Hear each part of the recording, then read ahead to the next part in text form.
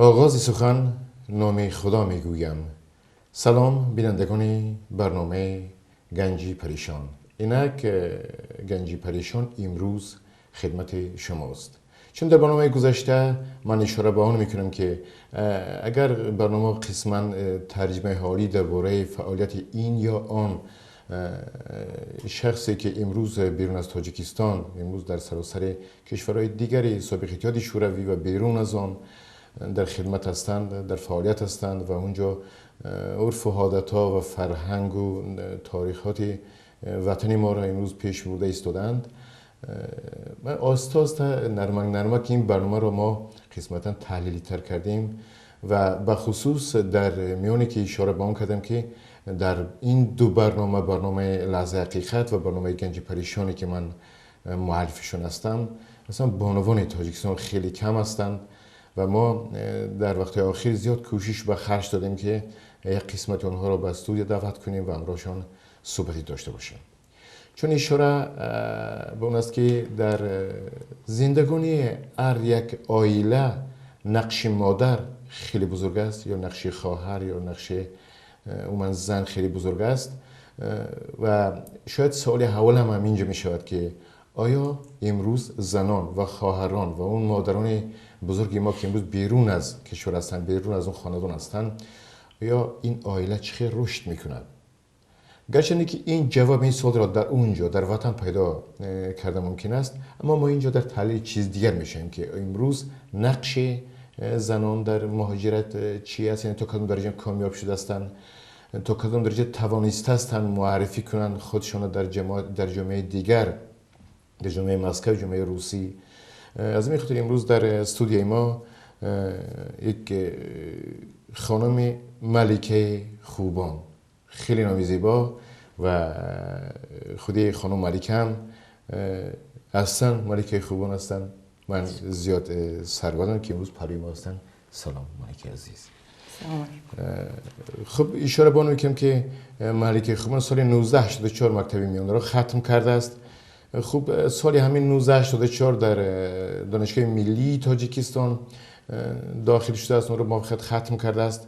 ولی سال 1994 یعنی اینجا فاکولته زبان روسی، سال 1994 در ولایت سوغد و اون زمان به فکر من ولایت لینوباد بود یا ولایت لینوباد بود، امروز از سوغد است، در یکی از استانسوی تلفنی، اون زمان تلفنی موبیلی به فکر من نبود، فعالیت کرده هستند و سالی 2005 یعنی سببای معین رو پرسو میشیم که با کدام سبب عازم حدودی روسیه شده است و آغاز از اونجا میکنیم.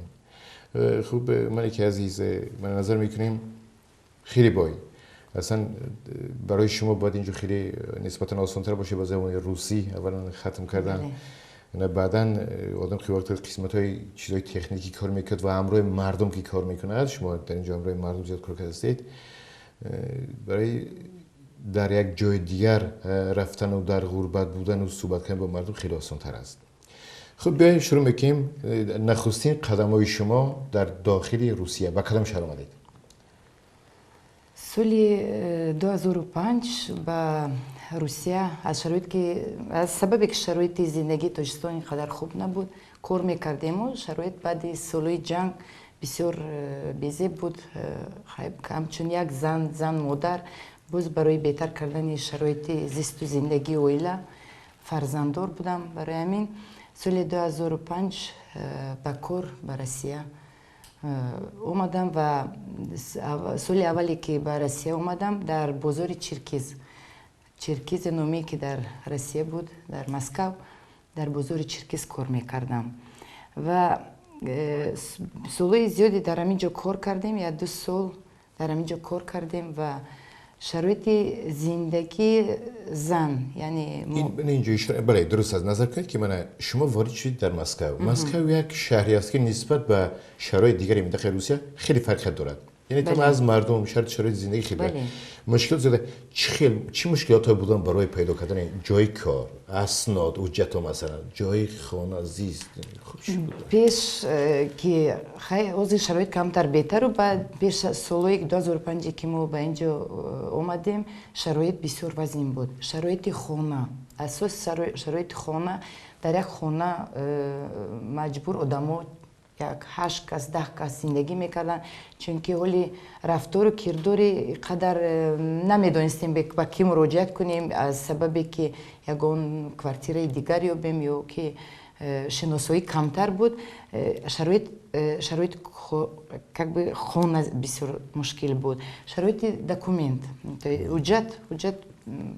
حجتی که حاضر مثال در اینجا حجت برای پاتنت و برای گفتی رزرشین رابطه میکنن، اینقدر نبود. وای وقتو فقط با قیدگیری بود و شرایط با قیدگیری هم هر یک کس با قید گرفتن نمیتونستن، چون که اینم با یک شناسایی با یک کس با از دیگر شناس، همچون اگر شناس داشته باشید با همون میگرفتن، شناس میکردن، بعد با قید میگرفتن. شرایط دکومنت هم بسیار عذاب بود. بعد یعنی همین گفتی میلیتسا ها زندگی بسیار عذاب بود. با از میلیتسا ها از این استفاده میبرن، چون که بسیاری خلق زبان نمیدونستن، زبان روسی بسیار مشکلات بود، عرف و عادت‌ها را نمیدونستن. هر یک راه گشتن و هر یک مثال تو آدمی که به یک جو مطابقت میکنه، تو یگان از شرایط همون عادت، تو به همون شرایط عادت کردن بسیار مشکلات بود. و از سبب ندونستن زبان بسیار عذاب بود، چون که اگر زبان دانی جهان دانی میگویند، لیکن از سببی که خلق تاجیکی ما یعنی زن مادر در خانه بودند و وقتای ما که بسیارتر زنها با کاری خانه بودند و برای هایله فقط در خانه بودن، ممکن بسیارشان زبان روسی رو نمیدونستن. لیکن برای من این مشکلات نبودن، چون که من زبان روسی رو خوب میدونستم و این مشکلات برای من کمتر بودن. راستی که من همین مشکلات به فکرم. خب درست منن بین نخستین کار شما در بازار چرکیز که میگه یک بازار بسیار آوازه‌دار اون زمان بود، بازار چرکیز و رئیسی اون وقتی شهری مسکو لوشکاف که قریب یخیر آوازه‌دار بودن، برای که چیزی که به بانگر پیاسگی می‌داشتن. خب اولین چیزی که میایید یعنی واردی کار شدید، البته نو از خانه کنده شده اومدید واردی کار در مسکو شدید، حسیات چه خیلی بود؟ مردم اطراف، مردم بیگونه، کاری تماما بیگونه. خیلی به فکر من برای هر یک آدم همین واردی دیگر جا میشه، در واردی همون یک خانه میشه که جای دیگر مشکلات بسیار. با گیریم یکم ندونستن زبان، چون اگر هر یک ما رو به گفتی و یا پردویت فروشنده میگرفتن، فروشنده باید که زبان روسی رو خوب داند، چون که خلق روس برای جلب کردن، برای خرید کردن و برای جلب کردن به همون یک چیز بسیار مشکل بود. اگر زبان ندانی مشکلات ها بسیار عذاب بودند. بعد واردی همون خلق نمیدونید چه خیلی رفتار و کردار، چه خیلی خطشون گپ زدن، این هم از برای ما بسیار مشکلات بود. بعد دکومنت، هر یک حجت، هر یک قدم عذر بهتر وای وقتو هر یک قدم هر یک قدمی برآمدن ما از همون چرکیز، همین میلیتسا هر یک کدام رو می داشتند، عذاب بود می دادند، بسیار عذاب بود، مشکل بود، چون که وای وقتو با فکر من با میتونم گفتن که حاضره یک شرایط آنچه بهتر. خب درست می‌ریم ملکه به سراغ چیز دیگه. مثلا شما اشاره با خودتون میگید که شما زبان روسی رو درست‌تر می‌دونید. خب اشاره دیگر هم کردید که چون اصلا در دوران اتحادیه شوروی و عموما اصلا مردم شرق که ما امروز در تاجیکستان و افغانستان و اینجا از قرقیزستان و حتی مثلا ازبکستان اینجا هستیم، با این عرف و عادت‌های غربیانه مردم روس بسیار کم عادت داشتیم. فهمیدن این زبان از کجا کی میفهمید که مثلا بعد چند سال این وضعیت میشد و ما کدام یک خواهر یا مادر تاجیک در کدام یک بازار روسیه فروشد. مردمی که زبان روسی نمیدونستند یا که من نظر شما یک آدمی که شما طرفی خودتون رو گفتید که شما درست‌تر است، امروز از نظر شما وضعیت زنی تاجیک در روسیه چه است؟ امروز آره خیلی به نظر با میگم که با همون سوال که نظر бар солои пеш шароит камтар бештар. Барои зани тоҷик, яъне зани муҳоҷир ки дар ин ҷо зиндагӣ мекунад, ба ҳар ҳол зиндагӣ вазмин аст, чунки ин якум дурӣ аз фарзандон, дурӣ аз оила, дурӣ аз ватан, аз хишу таборо. Барои аслан зан хай мард бо камтар батоқаттар, лекин зан мушкилоти зиёд мекашад. лекин ҳозира хай бо шароит камтар беҳтар, чунки агар чӣ қадар бисёртар дар ин Русия зиндагӣ кунем, урфу одатҳои инҳоро кам кам мо ҳам ёд мегирем. Назар ба забон, ҳаракат кардани урфу одату гап задану дар ҳар як гуфти транспорт дар омадану ҳар як ҳамуна ёд мегирем, бо камтар шароит ба фикри ман беҳтар. Яъне беҳтарӣ дар он аст ки кор осонтар ёфтан, чунки ҳуҷҷат тайёр мекунанд. аз шароити ҳуҷҷат будан барои зан ба фикрам кор осонтар ба назар бар мард.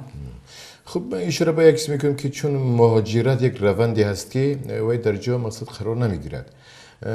اشاره به است که در یک روز اگر یک روز ما حساب کتاب در جهان حساب کنیم قریب 7 میلیون نفر مردم از یک منطقه به منطقه دیگه مهاجرت میکنن و در شرایط حاضره که امروز جنگ ها در قسمت کشور رفته ایستاده است شاید این تعداد 2 برابر زیاد باشد. یعنی مهاجرای هستن که مهاجرای نسبتا کار کردن از اینجا برای خوب یعنی فراموردن سطح زندگانی خودشان هستن. قسمتی مهاجران دیگه هستن که امروز ظهورا از وطنشون رونده شده ایستادن، اما خانه‌ها روند مهاجرت رفته ایستاده. پس اشاره میگیم که امروز هم از حدود تاجیکستان مثلا جوانترین دختران، جوانترین زنان، یعنی جوان زنان امروز به روسیه برای کار اومده ایستادن. خب فکر میکنید امیر روند درست است یا که اصلا نیست؟ روند درست نیست. زنی توجیک از اول هم زنی توجیک زنی خانه بود. مردا کار میکردن، زنها در خانه میشتن، دخترای یوش شرایط خواندن داشتن، شرایطی به شوهر برآمدن داشتن.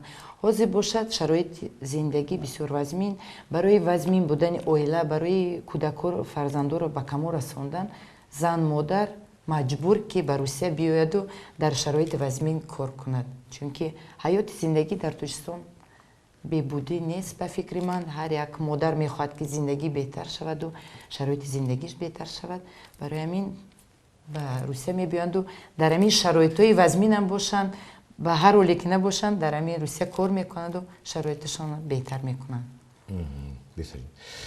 خب بریم به سراغ چیز دیگر. انا بگذارم خیلی امروز در وطن میگیریم. خوب ما بیشتر وقت چون اشارم خوب کردید که ما یک عادتی وای داریم که از ما بیشتری وقت در خاندان مادر با تربیت فرزند بیشتر است. پس شما امروز درونتر چه منداد میگه نقش مادر در تربیت فرزند؟ خیلی پدر این یک آدمی که از کوچه میبیورد. همون با گفتی ما که مرد کوچه و زن در خانه باید باشد. زن به تربیت فرزند، اساساً به تربیت دختران جوانی که حاضر تربیت می‌یابند، دختران جوان در تاجیکستان دیگر رو در اینجا آمده عرف و این عادت‌ها را می‌بینند و به همین راه یاد می‌گیرند. از سببی که همین کارون نشود، زن مادر مجبور نه، زن مادر باید که همون فرزندان رو همین خیلی تربیت کنند که همون عرف و عادتایی که در همون تاجیکستان هستند در اینجا هم باید پیشگیری کرده شود، چون که این عرف و عادت‌ها در اینجا همه وقتمون نیستیم. با روزی میشد که به وطن برمیگردیم و همون عرف و عادت‌ها رو ما باید که فراموش نکنیم. یعنی دخترای جوان باید که نمیگویم که این حالت لباس پوشی، یعنی اون لباس پوشی که هست در تاجیکستان هم همین لباس میپوشند، لیکن با یک نمونه، با یک عبرت. یعنی این خیلی نه که ما در تویو اشتراک میکنیم، در تویو میرویم میبینیم دخترایی هستند یوش که خیلی از همون کرته های میپوشند که در همی خودی همی عروسا به خود زب نمیتید. برای مثال این با گفتی روسو بگیم که برای اینها مثال برای عرف عادتهای ما این به فکرم اینقدر نمیزیبد. برای همین مادر باید که فقط به تربیه فرزند، یعنی به تربیه فرزند در تربیه فرزند باشد، چون که همین میگویم که پدر در کوچه مادر در خانه باید که همین کارو پیشگیری کنیم. ما مادر هستیم، مادر باید که همین راه رو از کمتر روی نمونوی، یعنی که خود نمونه شویم و روی همین دخترای یوش، یعنی دخترای جوانی که هستن روی اساسی گیرند و زندگی فراموش نکنه، از همون عرف و عادتهای ملی خود بیرون نروند. بهترین. خوب، من یکی از این صحبت رو حدود چرکیز بود و بعد از صحبتی که ما بیرون رفتیم، خوب بعد از اینجا باز کدام جا کار کردید و چی دیدید؟ بعد از همین چرکیز که بعد سالایی که در همین چرکیز کار کردیم، چرکیز محکم شد و بعدی که همون گفتی شما کلاشکوف پاپولار نبود رفت و ما هم بعدی همین چرکیز با یک ارگانیزاtsiya با گفتی روسی گیریم که عذر میپرسم که با بسیارتر به زبان روسی با همون ارگانیزاtsiya با کار در آمدم و یک واقعه عجایباتی که با همون آمدی با همون زنی توجیک و با همون عرف و عادتهای ما، یعنی بعدی که با همون جا با کار در آمدم، وقتی که به همون کارخانه وارد شدم، اولین سوال فقط برای هر یک ما همین است که شما از کجایید؟ شما از کجایید؟ وقتی که من گفتم که من از تاجیکستان، یک سوال همین در چهرهشون یک سوال عجایب فرامد که چخیر از تاجیکستان، شما تاجیک و مانند نیستید. بعد از طرف خودم سوال کرد برای چی من مانند نیستم؟ همون رئیس خودی همون کارخانه گفت که به فکر من شما تاجیک نیستید. من گفتم نه، من تاجیک هستم، در تاجیکستان زندگی دارم. بعد گفت که برای چیش نباشه شما زبان روسی رو خوب میدونید. من گفتم که خیلی در تاجیکستان به فکر من بولش پلاوین 100% زبان روسی رو خوب میدونن. بعد گفت که شما عرف و عادت خیلی بعدی که چند سال در همونجا کار کردم، قریب 4 سال در همون کارخانه کار کردم، بعدی که همین شناسایی شد و بعد یک سال هم نگذاشت، همین 6 ماه همین خیلی که بعد یک معرکه یک جای شدیم و بعد گفت که عجایب بود. گفت که در فکر در معنی من گفت زن تاجیک این همون زن بود که در بیرون فقط من میدیدم، بعدی که در بیرون کار میکردن همون زنای تاجیکی کرتاهای دراز داشتند و رومولو داشتند و بعد من کوچه میرفتن. گفت که من فکری نمیکردم که اونجا هم ازبک ها هستند و هم دیگر ملت ها هم هستند که میروبن، لیکن در فکر من گفت زن تاجیک این همون زن بود که با کرته دراز تاجیکی و با رومول در سر. گفت که فکری نمیکردم که اصلیت گفت که در شما هم همین خیلی زنایی بودن که هم زبان روسی، هم دانش بلند، هم تجربه، هم عرف و عادتای نغز دارن که ما گفت در چهره روی شما گفت یک زن تاجیکی که از تاجیکستان به اینجا کار آمدین، در چهره روی شما گفت من اکنون فهمیدم که زن تاجیک در زن تاجیک هم مدنیتی بالا است. بعد من گفتم که من عذر میپرسم و گفتم که در حقیقت گفتم شما значит عرف و عادت یعنی شرایط زندگی ما را نمیدونستین. من از همون با زبان روسی بگم که سورت سیومی همون آدمایم که من کارم نمیکردم راستی گپ، چون که فرزنددار شدم و در این خیلی جاهای مدنیت کار نمیکردم راستی گپ، لیکن گفتم که من سیوم سورت همون آدمایم که در ما هستن. گفتم مادران، زنهایی که در پیشروی دارند و عرف مدنیت بالا دارند. گفتم بعد همون گفت که من در چهره شما گفت از حرمت گفت به زن تاجیک دیگر خیل به معامله من نظر بر زن تاجیک گفت دیگر شد. همین یک اودیسه عجایبی که از سر من گذشتگی بود. برای همین من باز میگم که برای جوانان، برای اون دختران، برای اون خواهرانی که در اینجا باشن، در کجایی که نباشن، از خواندن نمانند. همین خواندن برای اساسی برای زندگی این خواندن به فکرم، چون که یک وقتا مادرم میگفت که فراشم شوید باید که دانش داشته باشید. یعنی دانش برای هر یک آدم، یعنی نه اینکه برای ما خوندیم تمام وزیره دخترای وزیره دخترای یوش باید که بخونن، چون که فرد و مادر میشند و برای تربیت فرزند اساس این دانش است، چون که یاد دادن یعنی اساس از دانش میگیریم. بهترین. من اشاره به یک چیزی میگم ولی در بعضی مسائل که بس صحبتایی که ما بیرون از استودیو میریم و صحبت میکنیم یا که در این یا اون ادارای شهر مسکو صحبت میکنیم، اشاره به آن میشد که دختران تاجیکی یا مادران تاجیکی یا فرزندان تاجیکستانی کوچرو بستن یا که در گلو گذارکنی مسکو یا که شهرهای دیگر اشتراک میکنن. باید این دوستان روسیگی ما یک دونن که این خواهران این مادران نمیدوزدند، اینو به یک راه دیگر نمیروند، اینو با مهنتی حلال اون دو تنگه‌ای که مقصد میگیرند و برای خاندان خودشون اونجا راه میکنن، برای خودشون اونجا برای زندگانی میگذارن، برای همون باز پول اجاره و برای همون پول مقصد راهکیرا که همون پول هم یک قسمتی پول در بودجه خود روسیه میموند، با مهنت حلال میکنن. یا که فرزندان تاجیکستانی که امروز در ساختمان ها کار میکنن، بگذاری اینا چیزی فکر نکنن که در ساختمان تنها کسانی هستن که مثلا از معلومات بیرونن. نه، مثلا من کسانی میدونم که 2 معلومات یالی دارن که در ساختمان کار میکنن و شخصا من 8 ماه در ساختمان کار کردم و بعض چیزی زیادی مثلا روبرو شدم که مثلا وقتی صحبت کردن من در صحبتاش خیلی جوابای خوبم دادم که مقصد به شما اشاره به اون فرهنگ میکنید که اون فرهنگ یعنی فرهنگ شرقی ما، فرهنگ فارس و تاجیک، فرهنگی که امروز به دنیا یک فرزند خیلی بزرگ به مثل ابوعبدالله رودکی و به مثل ابوالقاسم فردوسی و به مثل سعدی شیرازی و مثل حافظ شیرازی و مثل خیام بزرگ که کتاب‌های این مردم یک کتاب‌های سرمیزی رئیس جمهورهای جهان هستند.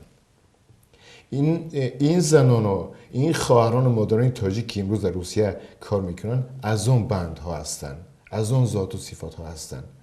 خب میریم به چیزی دیگر، گرچنده که اینجا زیاد در اون مسئله صحبت کرده استیم که فرزندای ما از تاجیکستان به اینجا میاد، خواهر و مادرای ما به اینجا میاد. شما یک اشاره بسیار خوب کردید که مقصد من به همون یکی از راهبرا گفتم که شما که در یک جا میستید شما چیزی را نمیدونید. ما که امروز در سفر هستیم و به هر شهر و اینجا رفته هستیم ما چیز زیاد میدونیم. اصلا هم چی میدید سفر برای آدم؟ مهاجرت از یک طرف غذا باشه طرف دیگرش. خیلی سفر انا با همین مثال که آدمی که در یک جا زندگی دارد و از عرف و عادت دیگر ملت نداند، فقط عرف و عادت خودش میداند، یعنی نه در فکر یگان دیگر ملت. خلق ما تاجیک ما که امروز در سفر هستند و در هر جا، نه اینکه در مسکو، در لندن و در دیگر جاها زندگی میکنند و در کانادا زندگی به سر میبرند، از عرف و عادتهای همون آدما با عرف و عادتهای همون آدما شناسند و هیچ وقت نمیگویند که شما پستید یا شما فراشید و شما زبان نمیدانید. یعنی عرف و عادتهای هر یک ملت، هر یک جایی که ما زندگی داریم، از عرف و عادت از زندگی امونا با خبر میشیم. این اساسی که برای حرکت ما، برای زندگی ما، یعنی این هم یک پیشروی است. عذاب میکشیم، عذابای زیاد میکشیم، لیکن فایده هم بسیار است، چون که زندگی حیات رو میبینیم و از شخصیت هر یک فرد با خبر میشیم. بهترین. یک سوالی غیری است، غیر مقرری است. من نظر میکنم اینجا قسمتی شاعرها هستن، شاعرها از تاجیکستان هستن، دختران از تاجیکستان هستن، عالمان خیلی اونجا هستن از تاجیکستان. وقتی ما باشون صحبت میکنیم، 2-3 تا چمپیونای جهان خاطر صحبت کردیم اینجا در سر این میزی که ما شما نشستیم. وقتی صحبت میکنیم که شرایط اینجا چخیل است، میگفتن که همه شرایط جو خوب است، مثلا قسمتی پوشاکش هم است و خوراکش هم است و فرزندامون هم تامین هستن و خوب مسئله در راه هیچ وقت در راه نمیمونه، ماشین هم دارن و که مترو هم داره است و این مسائل، اما نرسیدن وطن برای ما وزنی میکنن. از نظر شما چی است؟ بله، و دوری از وطن این اساس عذاب برای هر یک فرد است، چون که در یاد وطن مثال امروز در اینجا آزاد هم باشین، یارو دوست هم داریم، خویش و تبار هم بسیار است، توی معرکه ها بسیار هست که یک جا میشینیم، اما وطن این وطن است. وطن این مادر است که ما باید که در جای خودمون باشیم، در وطن مهربان خود باشیم که اینجا با مهر و محبت با همون این خیلی عذابا نمیشد. چقدر عذابی که نباشد اما وطن است، لیکن دوری از وطن این برای هر یک فرد بسیار عذاب است. خصوصا برای زن مادری که فرزندا را در تاجیکستان میماند و در اینجا کار میکند، فرزندی که در یک روسیه در یک جای دیگر و مادر در دیگر جا و پدر در دیگر جا، برای هر یک زن مادر این اویله سرجم به فکر من وطنم سرجمی هر یک فرد رو میخواد که هر یک ما در وطن باشیم و زندگی در همونجا بهتر شود. و برای ما اینم یک اساس بهتری. دوری از وطنی برای هر یک آدم بسیار مشکل است.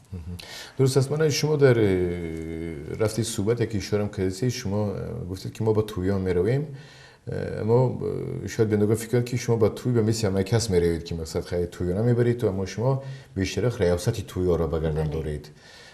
به این زبان نابی تاجیکی و فارسی که میگیم صحبت میکنید.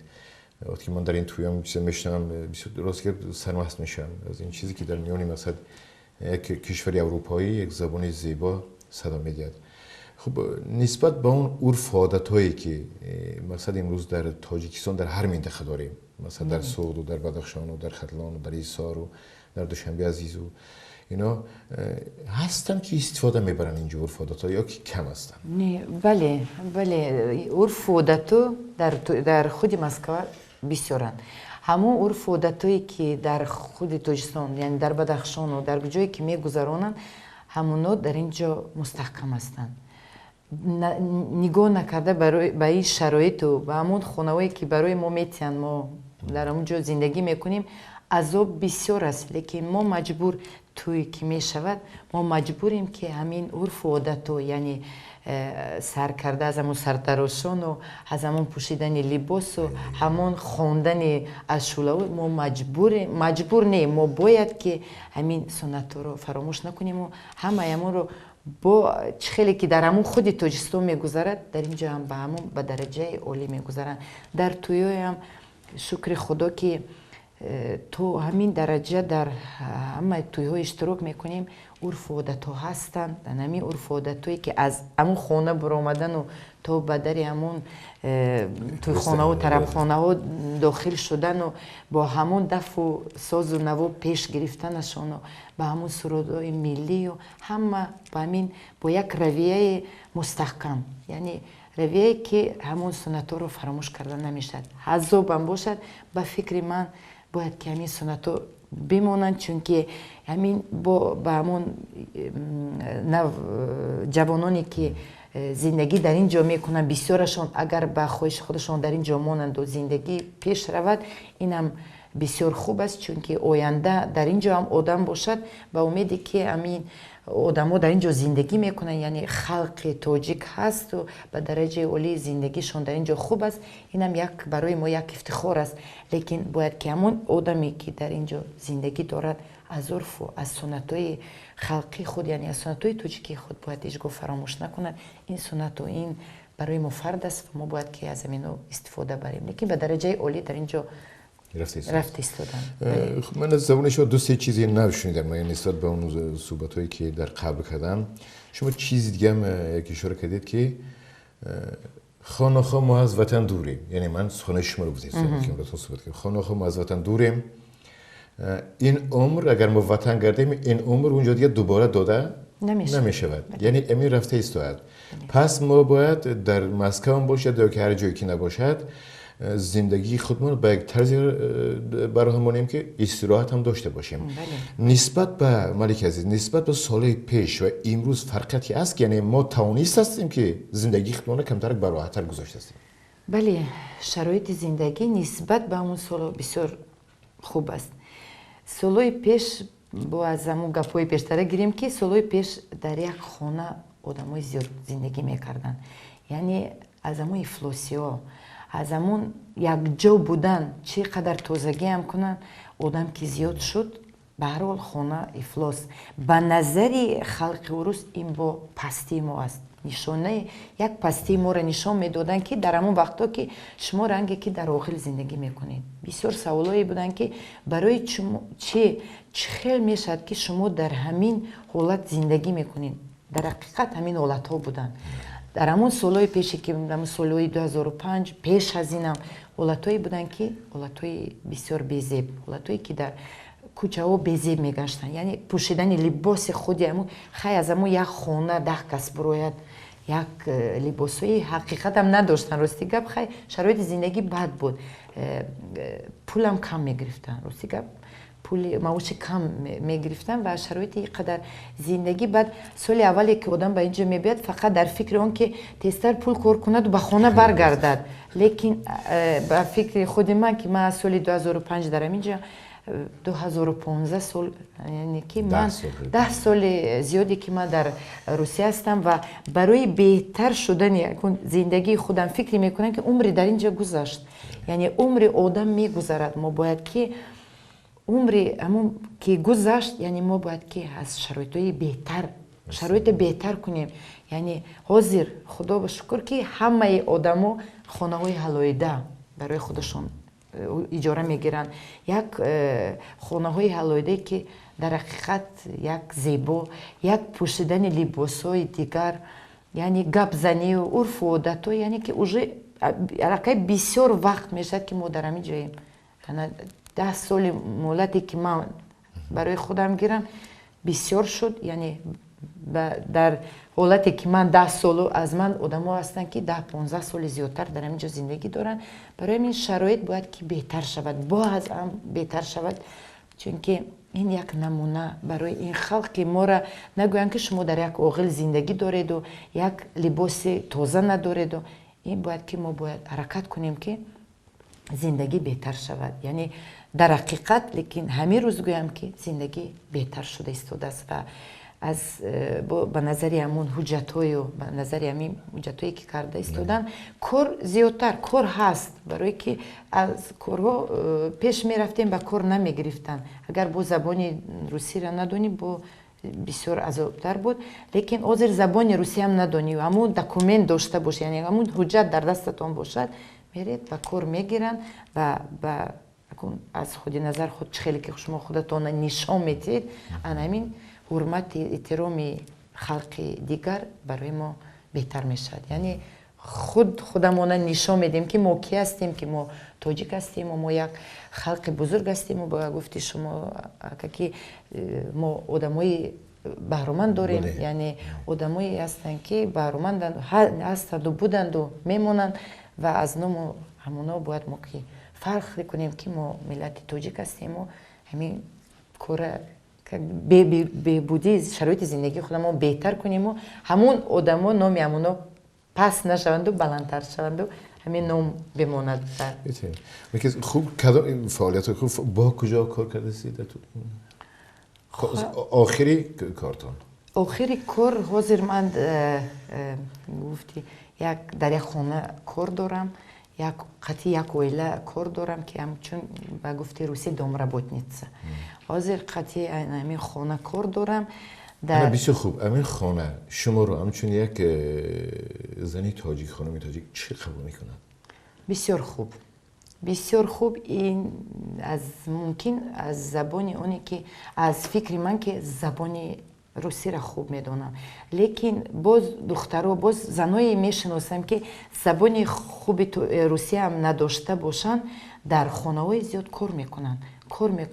حرمت و احترام از اول در آمدن به هم خانه کمتر مشکلات هست، چون که ما را دیگر خیلی قبول میکنن. همین با فکر خلق روس تاجیک این یک وهمه، یک دهشت، یک آدمی است که به خانه وارد شود، یک بعدی که میشینند و در یک خانه زندگی میکنیم، خودشون زندگی نمیکنیم، میریم کار میبیاییم، بعدی که میشناسند بسیار احترام است. نظر بر من همون خونه که زندگی میکنم در اون خونه قطعی خلق روسو هستن، در خونه فرزنداشون حرمت و احترامشون نظر بر من بسیار حرمت احترامی کلان دارن، یعنی حرمت میکنن احترام، چون یک عضو همین اویله حساب میشم. عضو همین اویله منم در همین خونه خودم آزاد اسم میکنم، میبیم چون به خونه وارد میشم رنگی که من در خونه خودم هستم، از کار و باری همون کار میکنم با همون با قطعی همونو سری میز میشینم، یگون تنقیصی نیست، لیکن یک خودم نه که من مثال میگویم که من زبان روسی رو میدونم، هستن خواهرکانی که زندگی دارن قطعی با در همون خونه زندگی میکنن، قطعیشون زبان روسی هم ندونن، عرف و عادت‌های همونو رو میگیرند و حرمت و احترام نظر به این خوراکو بسیار است. اگر در وطن کاری خوب پیدا میشد میرفتید؟ بله کی نمیخواد، کدام زن مادر یا که به فکر مردم هم حاضر تیارن که در وطن ما ببودیش خوبی شود و یک کاری اف شود و هممون به وطن برگردیم و در همون شرایط در همون وطنی خودمون کار کنیم. خب من اشاره بگم که من به امروز بیشتری جوانان تاجیکستانی که اینجا هستن، یعنی قهرمانای جهان هستن، اوید به جودو، اوید به تمام قسمتی ورزش‌های زیادی ورزشی، عالما هستن، دکتران هستن، استادان هستن. وقتی که هر یک اونو میپرسیدم که شما یادی وطن میکنید، میگفتن که ما هر شب یک چیز فکر میکنیم که ما صبح به وطن میریم، ما صبح به وطن میریم. آره ما باید وطن رو از یاد هیچ وقت نبریم و اون عرف عادت‌هایی که مثلا ما داشتیم و تا امروز هم در ما هست اون رو از خود دور نکنیم، چون فرهنگ یک پایه یا هستی ملت است، چون هستی ملت است پس هستی هر یکی ما و شما است. خانم علی که شما در غربت هستید، میگن که بیشتری وقت در غربت وقتی دور از وطن میشه آدم کم کم دست به ایجادیات میزند. می نویسید میشه؟ نه وقتم نمیشد که برای یگان ایجادیات، لیکن برای خواندن تیاریم، چون که ما هر روز در تویا هستیم و ما باید که از شاعرانی که در اینجا زندگی دارن، شاعرانی بسیار شاعرانی خوب، یعنی به زبان خودمون یا از بدخشان، ما که در عرف و عادت‌های درمون خلق بدخشان در چون برنده، یعنی چون در همونجا اشتراک میکنیم، ما مجبور نیم، ما باید که از عرف و عادت‌های با همون خودمون استفاده بریم. یعنی اون شاعرانی خوبی که یعنی دادری ما مشکلشو، برادری عزیز ما مشکلشو بسیار شعرهای خوب دارد، خواهر مهربان ما زینالما که شعرهای بزیب دارد، شعرهای عاشقانه دارد، یعنی که در تویا بسیار یک شعرهای میخیل بزیبی به زبان خودمون، یعنی به زبان بدخشانی گپ زنیم، برای برای همین ما حرکت میکنیم و ایجاد کردن نمیتونیم و از ایجادیات استفاده میبریم. از چه شریکی یک پیشنهاد میکردید؟ حتما که در بدخشان ما رو تماشا میکنن هستن، یعنی از خواهر ما از زنی مهربان زینالما یک شعر بسیار زیبا که من در بسیار تویو همون میگویم که برای دخترانی که عاشق میشند و برای چی میگم، همون برای همون بچه‌ای که مینویسن در دلشون به همونو یک اظهار محبت میکنن. یعنی ای خو غدایک یگان ترموت چس تاتسان ونو میپود اکی دام محوس موم زندگی چس تو موم زندگی چس مسوله ها تاتسه تلیب نور بی خبرت تویت مچنگند فریب دای خوشروره امردمین بشاند افلووف یختای نسوتت ایت ترکه خطیب ارتسون تا تیب مستو ویت تمونا ارتسون تا تیب مستو ویت تمونا تا نوز نزیم دیگر نوزت چفنا از چود جمع میثری میخی خطلب نه نکنم ایده بساوام یبونا. یعنی برای اون عاشقی که برای یک جا شدن دلی همون عاشقانه برای همون دختر نوشته، نه دختر برای بچه نوشته. یعنی بسیار شعری که من در بسیار تویو همین میگویم و حرکت میکنم که از همون خواهران، از همون برادرانی که در اینجا شعر می نویسن حرکت میکنیم، هر یکی ما که در تویو میبریم حرکت میکنیم که شعر همونا رو ازیاد کنیم. مجبوریم که ما شب و روز همونا رو خوانیم و ازیاد کنیم. ایجاد کرده هم نتوانیم، لیکن از همونا استفاده کنیم. ملک عزیز، دو سخنی که شما باید به بینندگان میگفتید در آخر برای خواهران و برای مادران عزیزی که امروز در تاجیکستان و در منطقه هستند، چی میگفتید؟ در تاجیکستان هستن؟ بله. خیلی خواهران مهربان که در تاجیکستان هستن، نظر بر ما و یا آزاد هستن، یعنی در خانه‌های خودشان هستن. من میخواستم که بسیارتر به تربیت فرزند مشغول شوند. تربیت فرزند برای مادر این اساس زندگی است، یعنی ما باید مادران همین مهر و محبت، یعنی مهر و محبت خود را به فرزندانمون بدیم و تربیت خوب کنیم. همون فرزندایی که در آینده یک نسل نورس شود که برای خلق تاجیک فخر شود. بهتر. اینجا نرمک برنامه به پایان میرسد. من در آخری برنامه از خانم ملکه خوبان اظهار تشکر میکنم که نوابسته به اون که خیلی بند است در زندگانی مادر است، فرزنداشون هستند و من گرمی خاندانی خودشون اینجا هستند، امروز وقتشون پیدا کردن که امروز به استودیوی ما بیان در برنامه گنجی پریشان شرکت کنند و برای شما از اون نظریاتی که داشتن اینجا، از اون واقعی که داشتن خیلی باید بود هستن برای شما صحبت کردن. یعنی این طرف این چیز حواله میکنیم برای شما، یعنی شما بیایید یا نیایید، یا اگر بیایید هم کدام کارا کردن در کار، آیا تحصیل کردن در زندگی آدم چی بوده است و رشتن با عرف و عادت‌های مردمیت چی بوده است، اینا خودتون قضاوت خواهید کرد.